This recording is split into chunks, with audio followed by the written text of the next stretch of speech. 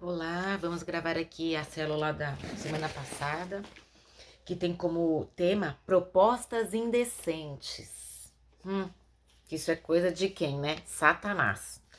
O texto base está lá em Êxodo 5, 9, do 1 ao 9. Êxodo 5, aqui, do 1 ao 9. Depois foram Moisés e Arão e disseram a Faraó: Assim diz o Senhor, Deus de Israel: Deixa ir o meu povo, para que me celebre uma festa no deserto.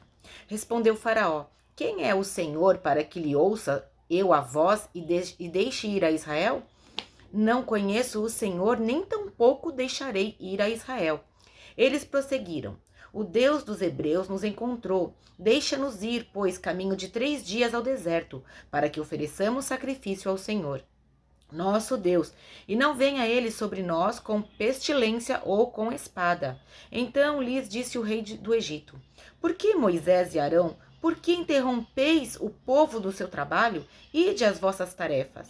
Disse também Faraó: O povo da terra já é muito, e vós os distrair das suas tarefas? Naquele mesmo dia, pois, deu ordem Faraó aos superintendentes do povo e aos seus capatazes, dizendo: Daqui em diante, não torneis a dar palha ao povo para fazer tijolos, como antes. Eles mesmos que vão e ajuntem para si a palha. E exigireis deles a mesma conta de tijolos que antes faziam. Nada diminuireis. Estão ociosos e por isso clamam: Vamos e sacrifiquemos a Deus. Agravem-se os serviços sobre os homens, para que nele se apliquem e não deem ouvidos às palavras mentirosas. Aqui está contando a história de quando Moisés e Arão Moisés foi escolhido por Deus, Deus chamou Arão para ajudar Moisés, e foi a primeira vez que ele para soltar, né, para libertar o povo escravo lá do Egito, o povo hebreu, e foi a primeira vez que eles se apresentaram diante do rei para pedir para que o rei libertasse eles, falando que eles iam ofertar a Deus no deserto e que o Deus deixasse eles andarem 3 dias no deserto para sacrificar a Deus. E na verdade isto é o plano da libertação, né, que Deus colocou no coração de Moisés. Mas Deus já sabia de todas as coisas, como ele sempre sabe, endureceu o coração do rei. E além disso, o rei, como eles eram escravos, eles trabalhavam fazendo tijolos. Então os egípcios juntavam a palha e deixavam lá para os hebreus fazerem o tijolo, né? Amassar, misturar e fazer a forma do tijolo. Então o rei falou assim: já que eles estão tão ociosos, né? Não tem nada para fazer, deixa que eles mesmos peguem as palhas para fazer os tijolos, mas exijam deles a mesma quantidade de tijolos diária do que eles faziam quando lhes era dado a palha. Então o Faraó foi assim, né? Com eles. Em sua opinião, você acha que o diabo tem propostas atraentes? É só o que ele tem, né? É só o que ele tem. Para poder tirar você da vontade de Deus, o centro da vontade de Deus, é só com propostas indecentes. E tudo que ele planeja para as nossas vidas são propostas atraentes para nossa carne, né?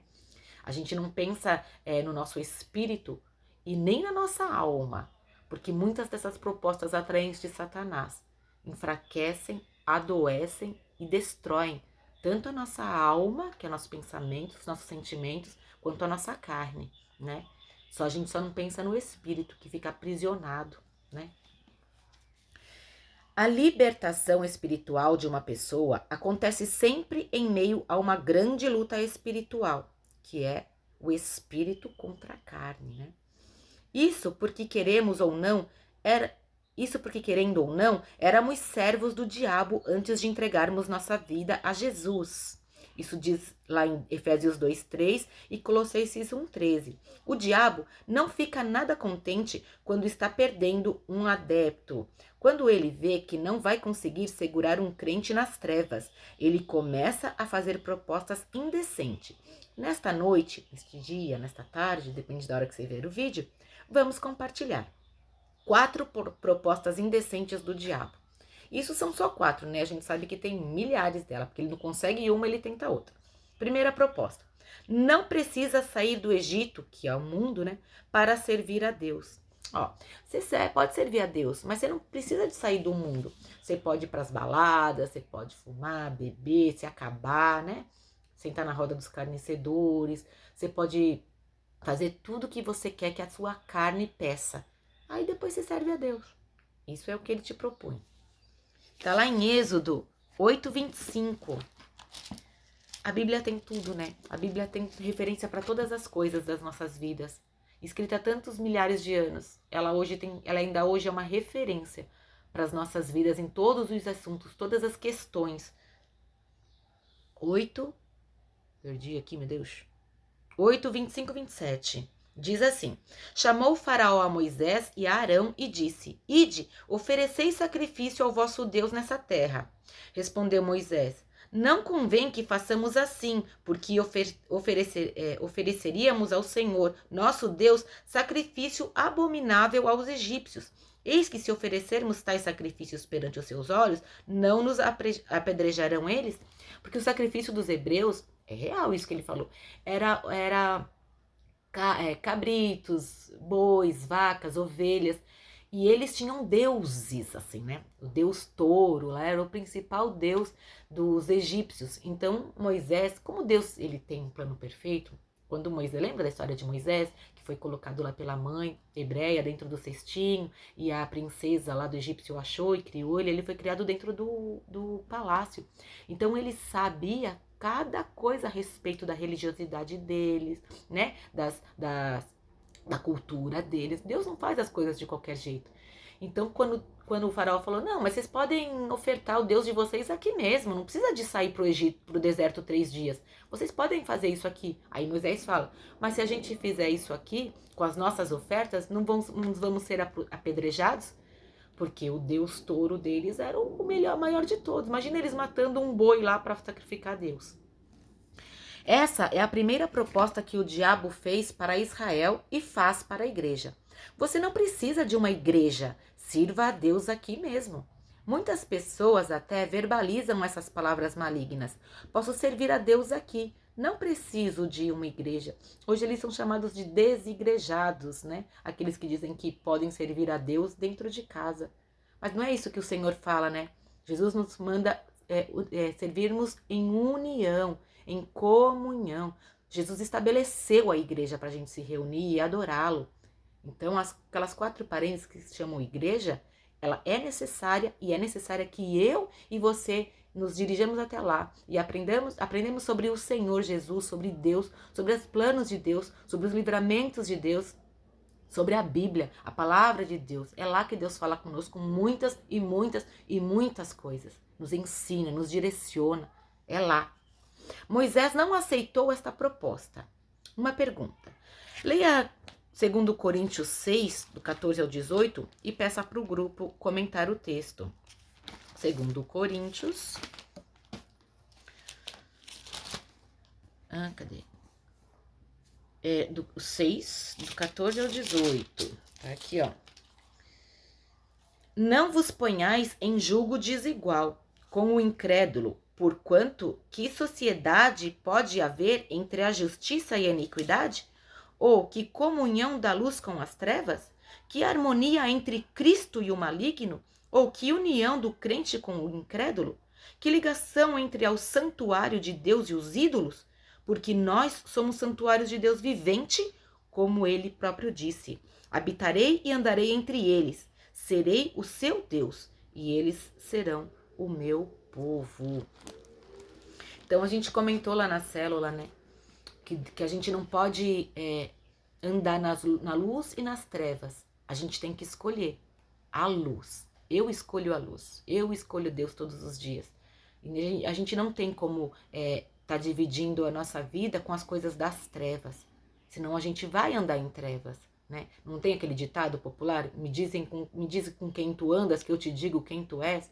Como que a gente pode ser luz e sal da terra andando com alguém que é escuridão? Não dá para andar. É julgo desigual, dá contraste, né? Um ou outro vai sobressair aí. E um ou outro vai contaminar o outro. Então, que nós sejamos luz e tentemos andar com as pessoas da luz. Busquemos andar com as pessoas que são luz. Isso é a importância da gente congregar, da gente estar em união, em comunhão com o Senhor. Andando com as pessoas da luz, a gente não senta na roda dos escarnecedores, a gente vai ser evitado na nossa vida de sermos trevas, né? De sermos contaminados com a treva. Acontece muito, muito.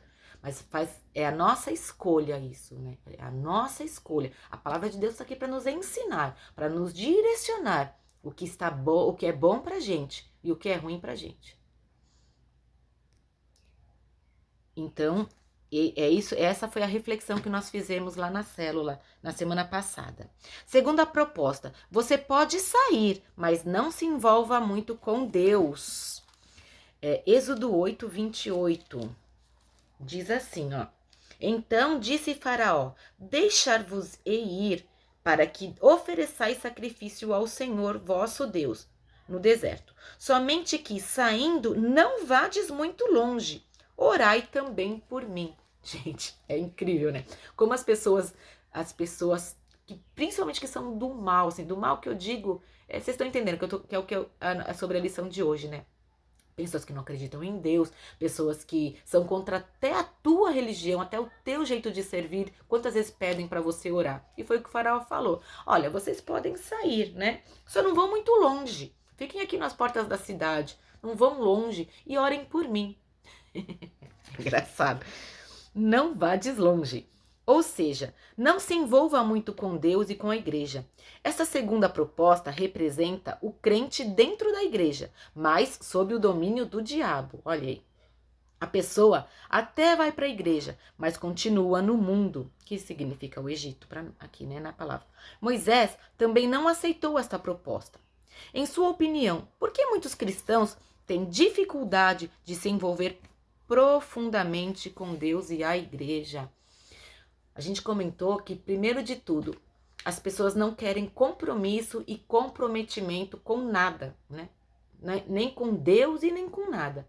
Então, ir à igreja é quando você não tem nada para fazer, é quando você precisa do socorro de Deus, né? É nesses momentos que as pessoas que não têm um compromisso, um comprometimento com Deus, com a obra dele, com a igreja, vão. Quando tem uma campanha, quando tem um pregador conhecido, quando tem um pregador que é profeta, quando é um culto para cura, um culto específico. Aí chama as pessoas, né? Campanha, então, chama as pessoas de uma forma sobrenatural. Por quê? Nós sempre estamos precisando de algo.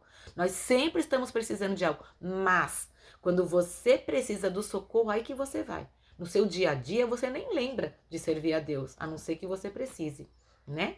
Eu tô dizendo de uma forma geral, as pessoas que tá comentando aqui, por que é tão difícil? Porque é assim, as pessoas não querem compromisso. Hoje em dia, a gente vê que as pessoas não querem compromisso e relacionamento nem com outra pessoa.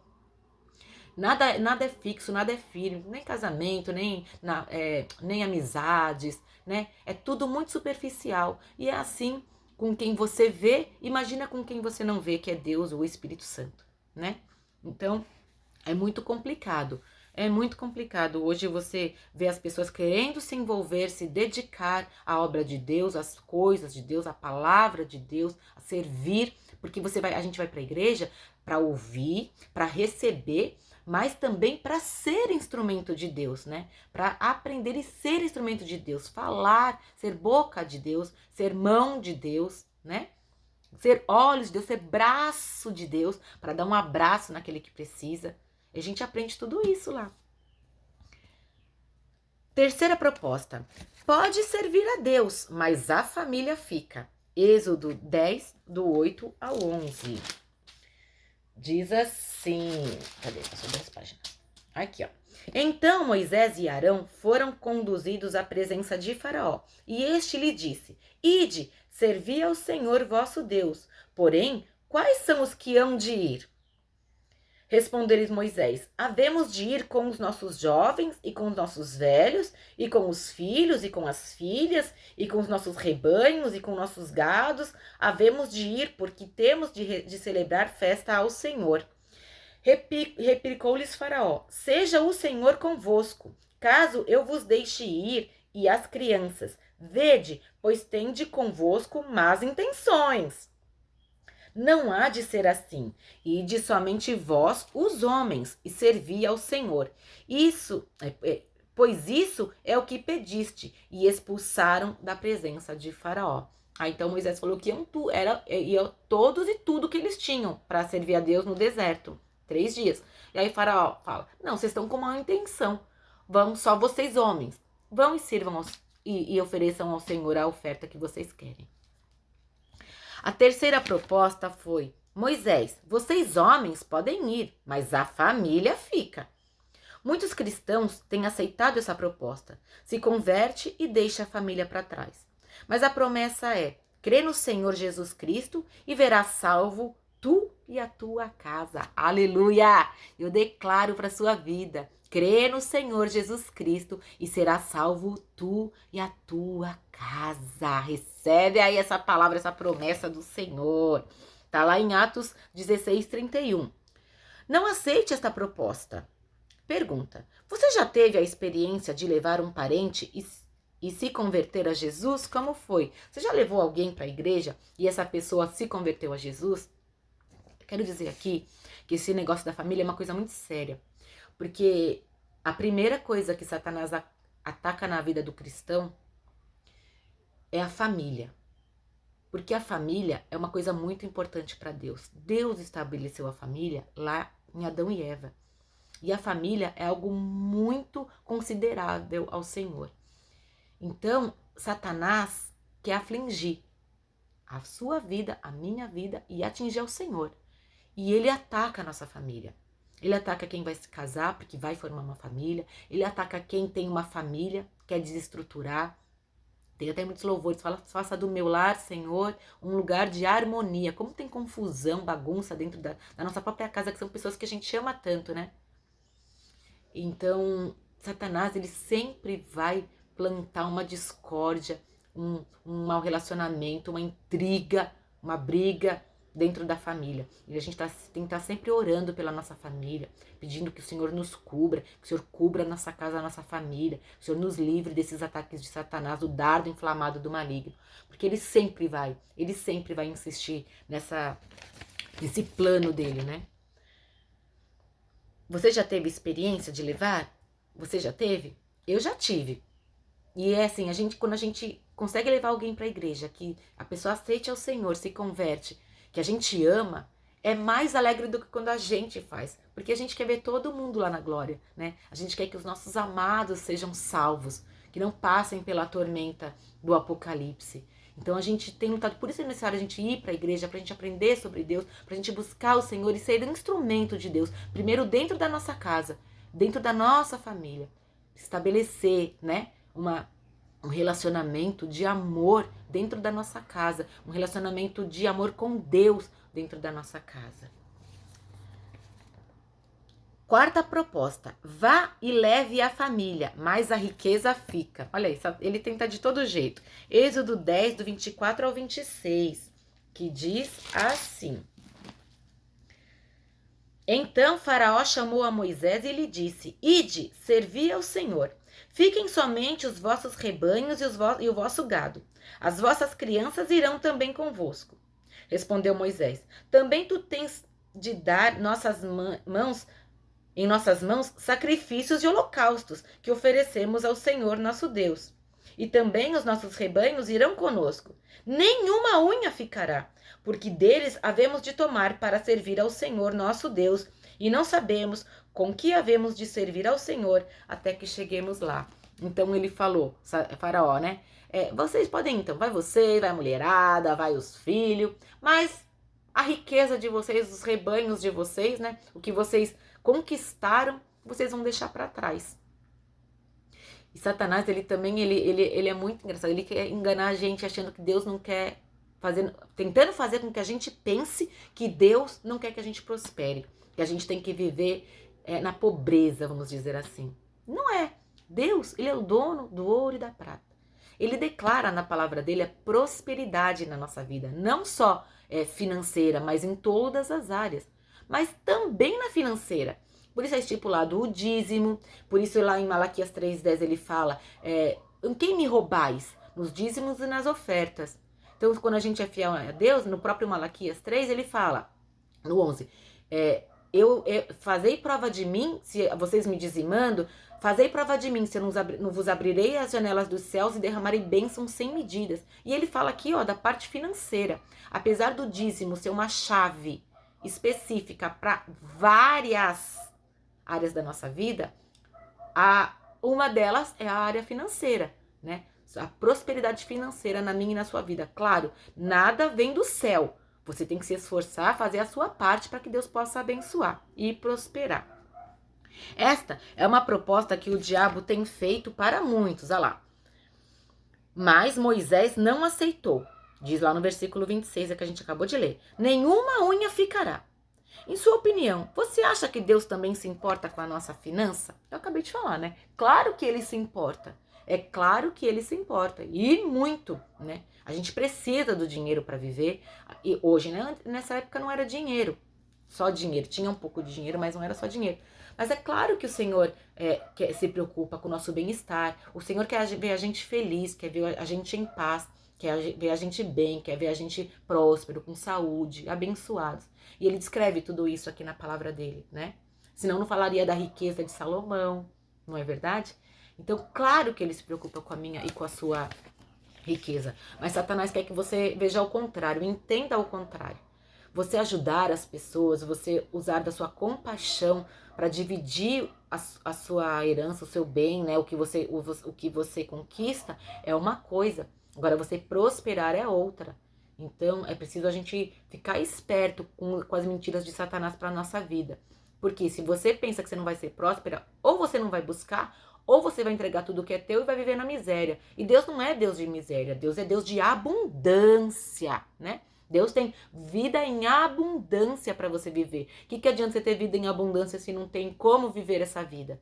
Não é verdade? Então, Deus se preocupa sim com a sua vida financeira, com a sua prosperidade. Conclusão. Nenhuma unha ficará. Não negocie com o diabo. Deus nos oferece uma libertação plena. Tome a posição de um filho totalmente liberto. Essa foi uma palavra sobre libertação na nossa vida. Satanás tem agido de uma forma gigantesca, querendo nos roubar, né? Querendo nos matar e nos destruir, porque o tempo dele está acabando. E ele vai investir tudo o que ele pode para tirar você do eixo do caminho do Senhor, do target, do alvo que Deus tem para sua vida. E ele vai investir, e ele sabe da tua fraqueza. Ele sabe aonde você tem a corda do lado mais fraco. E é ali que ele vai investir. Provavelmente em uma dessas propostas indecentes ele tem feito para sua vida. Então fica firme no Senhor. Gruda aí no Senhor, leia a palavra de Deus. E ele está estabelecendo tudo isso que você pode viver contrário, dando uma resposta eficaz. Como Moisés dava a Faraó, você vai ter uma proposta eficaz para destruir os planos de Satanás na sua vida. Toda proposta indecente, você vai ter uma resposta para ele, voltar para trás, da onde ele nunca devia ter saído para te afrontar. Amém? Vamos orar? Senhor, meu Deus e meu Pai, eu oro por esta pessoa que está assistindo este vídeo, que a Tua palavra, Senhor, esta lição, fique gravada no coração dessa pessoa, Pai, e que cada vez que ela receber uma proposta indecente de Satanás, ela possa se lembrar desta lição e que o Teu Espírito ponha nos lábios dela uma palavra, uma frase, uma eficácia, Senhor, para que ela possa destruir os planos de Satanás, não aceitando nada aquilo que é contrário aos teus planos. Que ela possa ser liberta em nome de Jesus, de todo o ataque, de toda a proposta indecente e uma proposta que possa tirar ela dos teus caminhos, tirando ela das tuas bênçãos. Eu declaro que essa pessoa que está assistindo este vídeo, a casa dela e a família dela, são cobertas pelo Senhor, são protegidas pelo Senhor. Que o Senhor possa cobri-las com o teu sangue, Jesus. Passa nos umbrais das portas e das janelas da casa dela, o óleo, a proteção, o sangue do Cordeiro. E livra, Senhor, de todo o mal, de todo o ataque, todo dardo, toda flecha inflamada de Satanás. O Senhor possa cobrir com a couraça da justiça e dar livramento e libertação em o nome de Jesus. Amém.